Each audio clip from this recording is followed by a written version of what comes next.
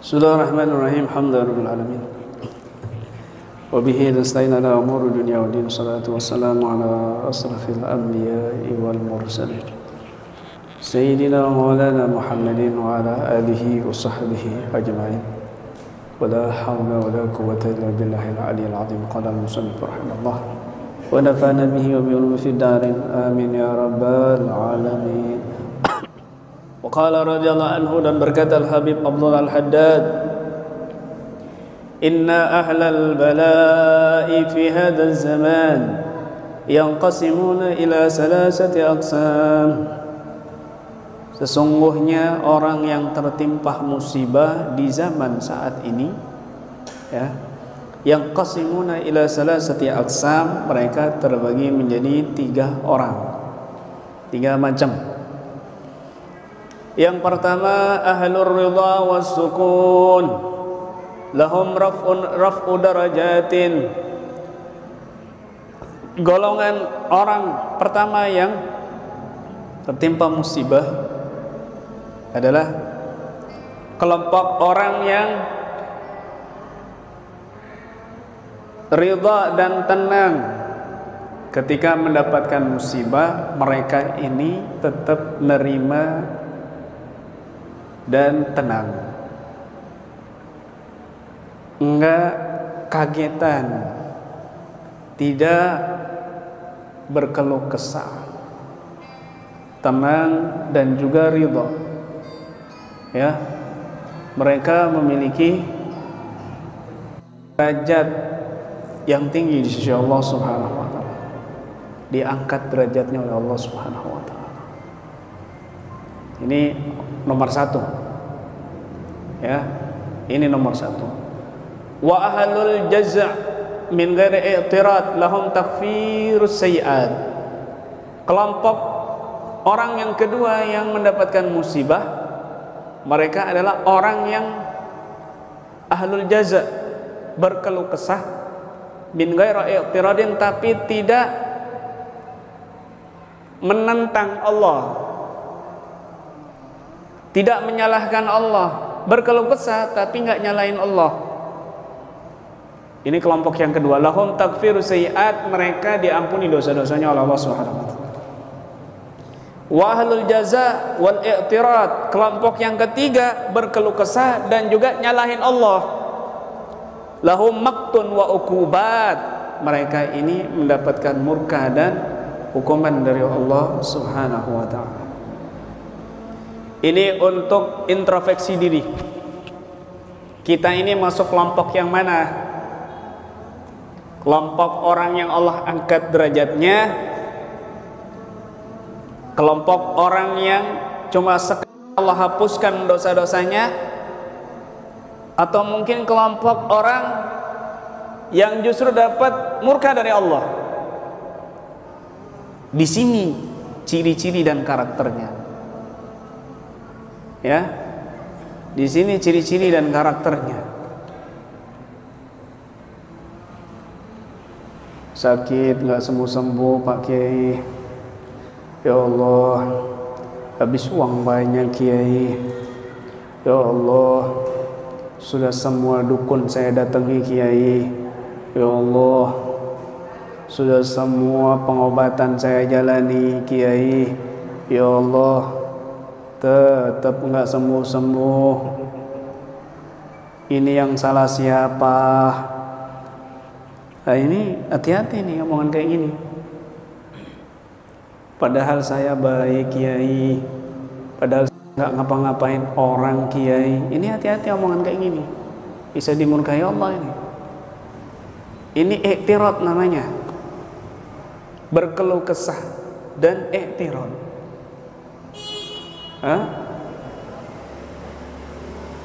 Udah jelas manusia pasti ada dosa, apalagi kita, diri kita, berapa banyak dosa yang kita lakukan yang orang lain nggak tahu, cuma Allah yang tahu. Dan diri kamu dikasih ujian, dikasih cobaan, masih tetap nggak sadar diri, masih tetap merasa diri ini enggak salah, ini hati-hati. Ini jaza dan i'tirad. Dia enggak introspeksi diri, malah nyalahin orang lain kadang-kadang. Ya Allah, toko saya kok sepi. Ini tetangga ini yang baru datang ini, main-main ini. Ini saingan ini yang baru buka lapak ini.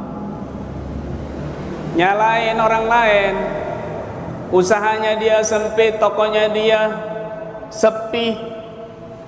Nyalain tetangga, nyalain pesaing. Nggak introspeksi diri. Mungkin cara dia jualan orang nggak suka. Mungkin cara dia ngelayanin orang benci. Cemberut. Kamu kalau di warung, ya, rumah makan, terus baru datang nanya menu ini dan itu, tapi pelayannya cemberut. Enak nggak kamu makan di situ? Nggak enak. Pasti males makan di sini. Cemberutan, pelayanannya juga nggak enak, nggak bakal balik. Nggak bakal balik. Bosnya, wah sepi, kayaknya ada yang nutup ini. Padahal karyawannya yang kurang ajar. Padahal karyawannya yang kurang ajar, gitu. Introspeksi diri, ya. Tenang, ridha. Kenapa sih kalau kasus sihir ya? Kadang-kadang itu nggak sembuh-sembuh. Udah diruqyah sama peruqyah yang sudah mahir, yang sudah handal, sudah go internasional, ya, peruqyah yang sudah punya istri 3, tapi tetap nggak mempan-mempan di ruqyah, masih aja kumat-kumatan. Kenapa? Karena dalam pikirannya dia ada celah tersembunyi. Apa itu? Dendam, ambisi, pokoknya punya harus mati. Pokoknya ini sihir harus balikin ke dia. Ketika kamu ada ambisi dendam kepada dukunnya yang mengirim sihir kepadamu, di situ ada jalur jin ataupun setan dari yang lainnya selain dukun itu bisa masuk ke tubuh kamu. Ada celah. Ini lebih parah lagi. Bahkan semakin terpancing dukunnya ini, ada jalur yang memudahkan dia untuk menyerang lebih lanjut. Kenapa? Tadi itu kebencian kepada seseorang, meskipun musuh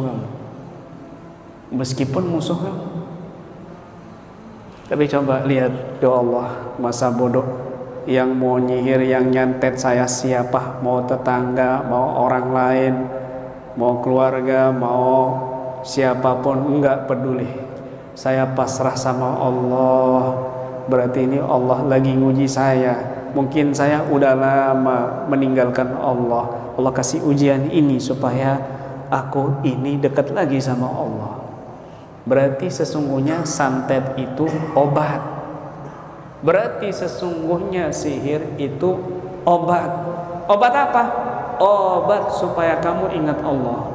Obat supaya kamu enggak banyak dosa, nggak banyak bohongin orang, diam, banyak mikir, fokus sama Allah. Sakit kamu itu bukan sihir. Akhirnya kenyataannya sihir, tapi bukan itu sakit kamu. Sakit kamu itu meninggalkan Allah.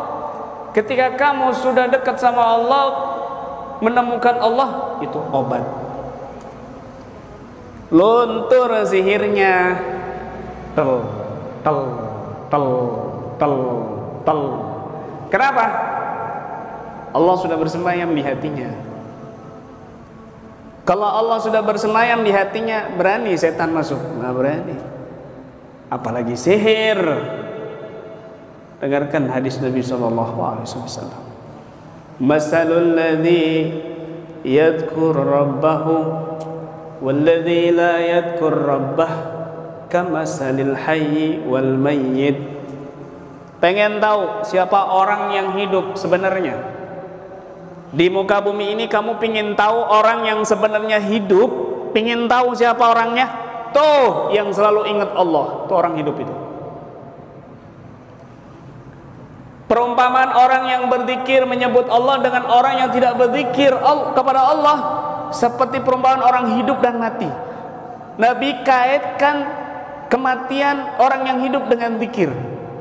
Artinya apa? Berapa banyak orang merasa dirinya hidup tapi sesungguhnya mati meskipun bernafas. Kenapa dia lalai dari Allah? Dikira kehidupan itu materi, dikira kehidupan itu ekonomi lancar, usaha banyak, dikira kehidupan itu lengkap fasilitas semuanya. Bukan.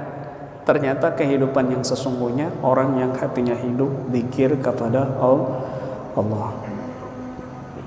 Ya. Seperti orang hidup dan mati. Sobirin, saya mau nikahkan kamu sama wanita cantik, putih, dan Masya Allah kaya raya. Mau Kiai? Tapi mati, mau. Tapi mayit, mau. Siapa yang mau meskipun cantik?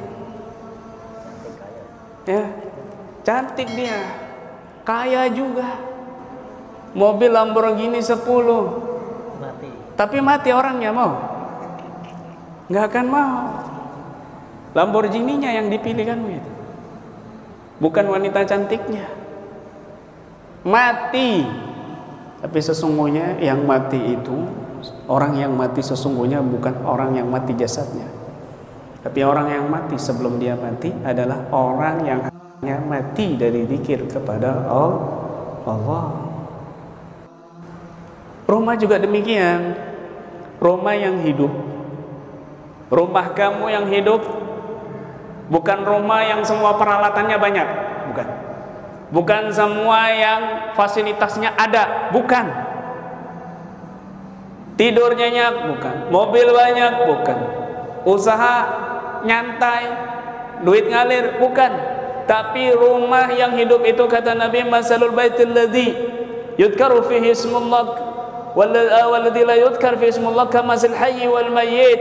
Rumah yang disebutkan dibuat zikir kepada Allah di dalamnya dan rumah yang tidak dibuat zikir kepada Allah di dalamnya sama seperti perumpamaan orang hidup dan mati. Tuh, rumahnya dibuat rutinan, Masya Allah, hidup. Rumahnya disetel dangdutan, rumahnya disetel musik, rumahnya nggak ada Al-Quran.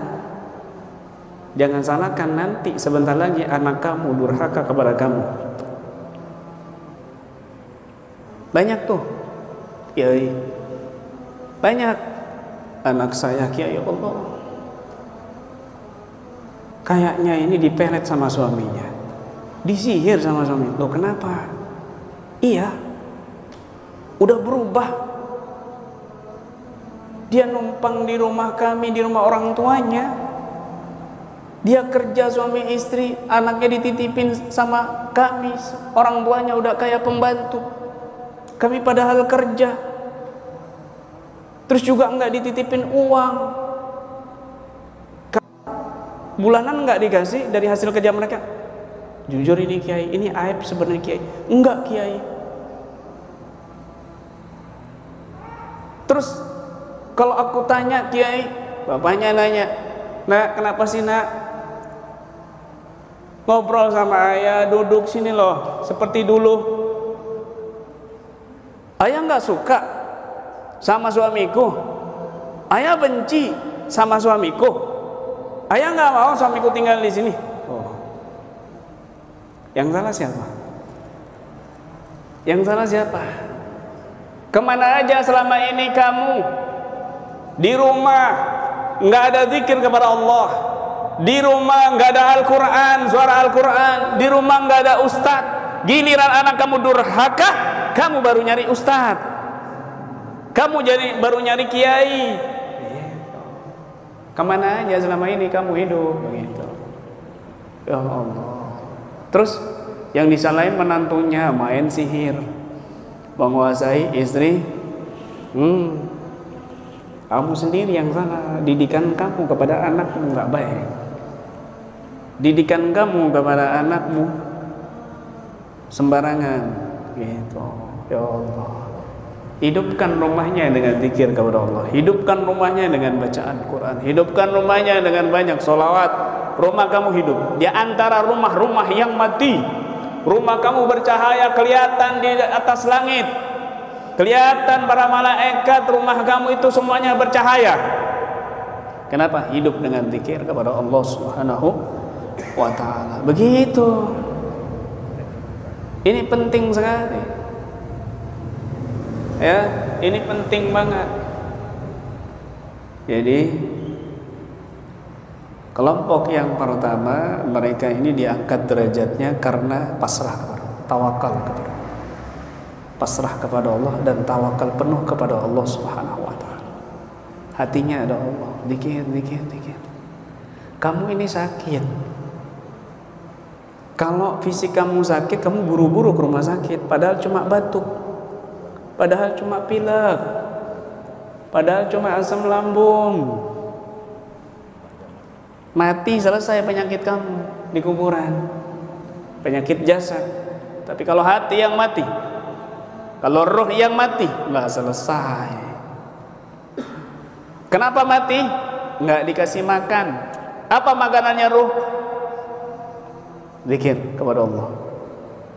Hidupkan roh kamu dengan zikir kepada Allah, ingat kepada Allah. Dengarkan firman Allah Subhanahu wa ta'ala.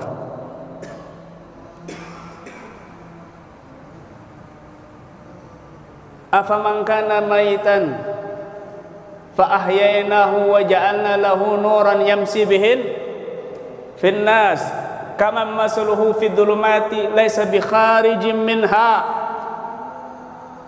Apakah orang yang sebelumnya mati lalu aku hidupkan hatinya dan aku berikan cahaya sehingga dia bisa berjalan di tengah manusia? Apakah sama dengan orang-orang yang di dalam kegelapan, dia nggak bisa keluar dalam kegelapan itu? Kata Allah, sama? Nggak sama. Tuh lihat, orang yang Allah hidupkan hatinya dengan zikir itu dikasih cahaya.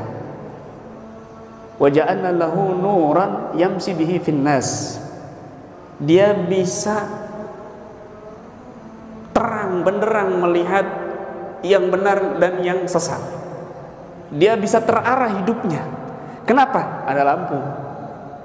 Yang lain ini gelap nih, nggak punya lampu, nabrak-nabrak, nabrak kanan, nabrak kiri, jatuh ke jurang, jatuh ke lubang.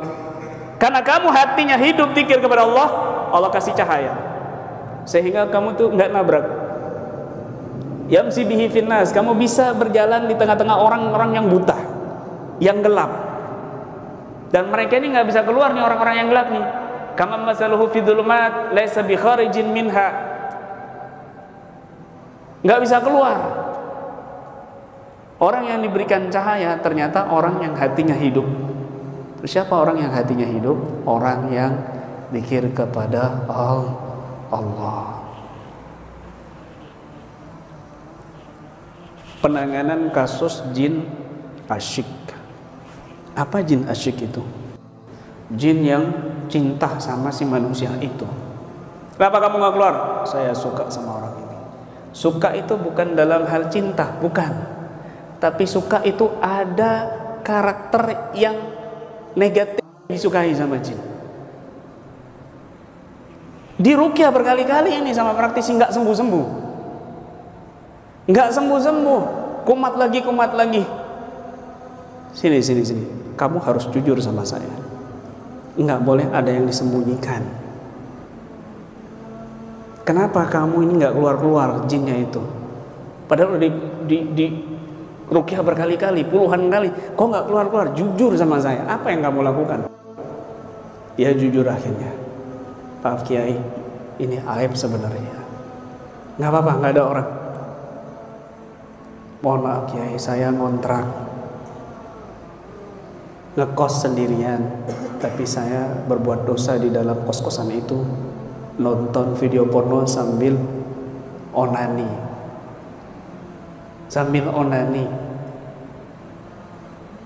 Ini yang bikin jin suka sama kamu, nggak keluar-keluar. Terus masih, mohon maaf Kiai, masih.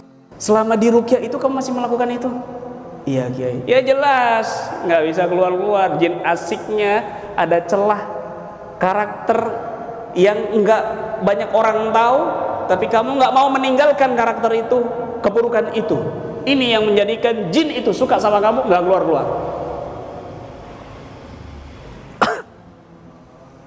Allah Subhanahu wa taala berfirman, "Wa may yashu an dzikrir rahman", barang siapa yang dia berpaling dari Allah, nuqayyid lahu syaitanan, dia lupa sama Allah malah berbuat dosa, nuqayyid lahu syaitanan, aku ikatkan dia baginya satu setan, fahuwa lahu qarin, jadi temannya dia, jadi karakternya dia, jadi korinnya dia.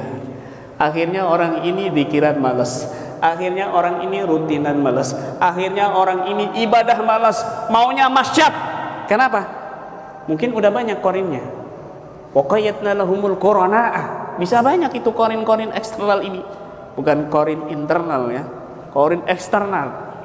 Bisa banyak. Semakin dia jauh dari Allah, semakin dia berbuat dosa, setan-setan yang diikat di jiwanya banyak. Jelas dan wajar saja kasusnya di ruqyah nggak sembuh. Paham? Begitu.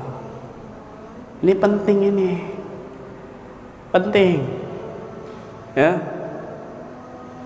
Masya Allah, jangan banyak berkeluh kesah dan jangan banyak memuji diri, menyalahi orang lain, bahkan menyalahi takdirnya Allah. Gak usah, jangan. La taksuru hammuk, katalah bil muhaddad. Jangan banyak sumpek makudir yakun. Apa yang Allah takdirkan akan terjadi. Fikrak wakhtiyarak, fikrak wakhtiyarak da'hum mawarak. Pikiran dan usaha-usahamu itu taruh di belakang kamu, taruh di belakang kamu. Yang di depan siapa? Wasdil man barak. Kamu ingat, kamu sibukkan dengan orang yang mengatur kamu, dengan zat yang mengatur kamu, yaitu Allah. Begitu ya. Jadi lebih dikuatkan lagi mentalnya. Allah. Ada masalah, ingatnya Allah. Ya Allah, lagi diuji. Ya Allah, ngapusin dosa nih. Ya Allah, hampir mau mati. Iya, dosa kamu banyak. Kalau enggak dikasih sakit, ntar di akhirat kamu lebih parah lagi di neraka. Na'udzubillah min. Idza aradallahu bi abdil khair ajjala lahul uqubata fid dunya. Jika Allah menghendaki kebaikan kepada seorang hamba, Allah percepat siksaannya, musibahnya di dunia. Wa idza aradallahu bi abdihi syarr, jika Allah ingin berbuat buruk kepada hambanya, amsakalahu fid dunya hatta yuafi biha yaumal qiyamah, maka Allah tahan dia di dunia sehat-sehat aja. Dia maksiat kaya raya, dia jauh dari Allah, aman-aman aja ekonominya. Awas, itu nanti ditunda sama Allah. Hatta yuafi biha yaumal qiyamah, Allah akan tuntaskan nanti di akhirat. Naudzubillah min dzalik, masuk neraka. Ya Allah. Jadi banyak bersyukur dan banyak bersabar. Itu aja. Ketika kamu banyak bersyukur dan bersabar, banyakin istighfar, itu bisa-bisa sihir yang paling kuat runtuh, hancur. Kenapa? Karena kadang-kadang sihir itu karena dosa kamu, karena kadang-kadang gangguan jin karena perilaku kamu. Begitu ya. Wallahu a'lam bishawab.